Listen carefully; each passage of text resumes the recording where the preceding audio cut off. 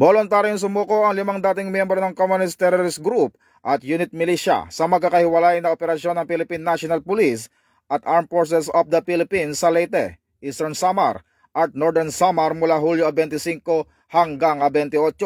Kabilang sa mga sumuko ang 4 na dating miyembro ng CTG at isang Unit Militia member. Sa Eastern Samar, itinuro pa ang isa pang surrenderer ang pinagtataguan ng mga pampasabog at iba pang kagamitan. Samantala, isang dating rebelde sa Leyte ang nagsuko rin ng isang kalibre .38 revolver at mga bala. Ayon sa PNP, sasailalim ang mga surrenderer sa dokumentasyon at para sa posibleng pagpasok sa Enhanced Comprehensive Local Integration Program o ECLIP. Binigyan diin ni PNP Chief Police General Jose Melencio Nartates Jr.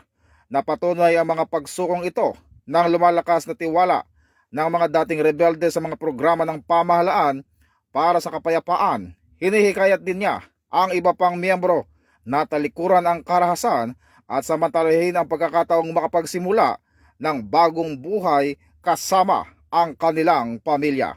Mula po dito sa tanggapan ng Pambansang Pulisya ng Pilipinas, ako po si Patrol Van Adrian Tayaw nagpapalita para sa Police News Network.